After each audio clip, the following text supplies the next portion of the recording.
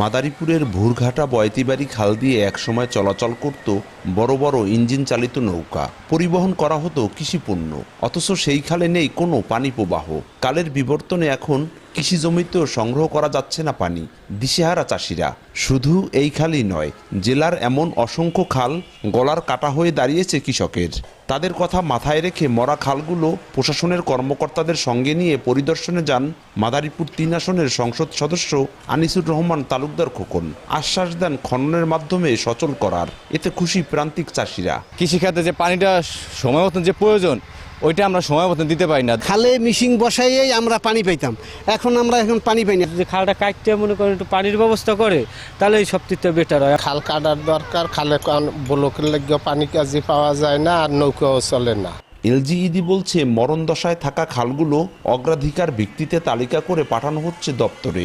অন্যদিকে উপজেলা প্রশাসনের দাবি, খালগুলো খননের মাধ্যমে বছরে 3টি ফসল ঘরে তুলতে পারবেন কৃষকেরা। যে খালগুলোতে আসলে শুকিয়ে গেছে, পানিটা নদীর পানিটা খালে আসে না, সেই সমস্ত খালগুলোকে আমরা প্রায়োরিটি করতেছি। খাল খনন কর্মসূচি যদি বাস্তবায়ন হয় তাহলে এই পানিগুলো পাস হলে এই যেই জমিতে এখন 1 ফসলি এটা 3 ফসলি জমি পরিণত হবে। এদিকে তদারকি করে পুরো কার্যক্রম তড়িৎ গতিতে এগিয়ে নিয়ে যাওয়ার কথা জানান স্থানীয় সংসদ সদস্য।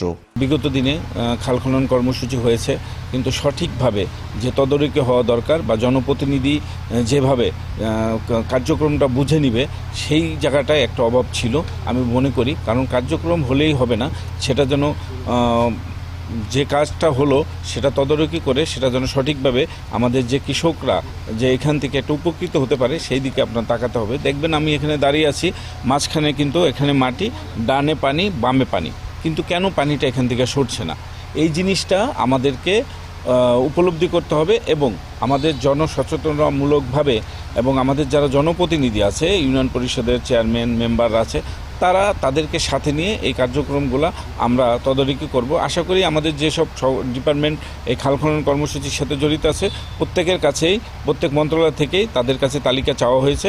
ইনশাল্লাহ আমাদের কার্যক্রম খুব শীঘ্রই শুরু হয়ে যাবে। আমরা নিজেরা থেকে আমাদের জনপ্রতিনিধি যারা আছেন, চেয়ারম্যান মেম্বার আছে, তাদেরকে সাথে নিয়ে আমরা এগুলো সঠিকভাবে তদারকি করব, কাজটা বুঝে নেব যেন আমরা দেশ উপকৃত হয়, এ দেশের মানুষ উপকৃত হয় এবং কৃষি কাজের জন্য যে কৃষকরা যারা সরাসরি এটার সাথে সম্পৃক্ত তারা যেন উপকৃত হয়, সেটা আমরা জনপ্রতিনিধি হবে সার্বক্ষণিকভাবে তত্ত্বাবধানে থাকব এবং তাদের পাশে থাকব এবং কার্যক্রমগুলো যেন সচল থাকে সেদিকে আমরা খেয়াল রাখব। প্রথম পর্যায়ে জেলার 25টি খালের 150 কিলোমিটার খনন করা হবে বলে জানিয়েছেন কর্মকর্তারা। কোথাও পলি পড়ে ভরাট হয়ে গেছে, আবার কোথাও দখল আর দূষণে অস্তিত্ব সংকটে বেশ কিছু খাল। সরকারের এই খাল খনন কর্মসূচি পুরোপুরি বাস্তবায়ন করা গেলে কৃষিতে আসবে বৈপ্লবিক পরিবর্তন, চাঙ্গা হবে অর্থনীতি, বলছেন কৃষকরা। সঞ্জয় কর্মকার, অভিজিৎ, সময় সংবাদ, মাদারীপুর।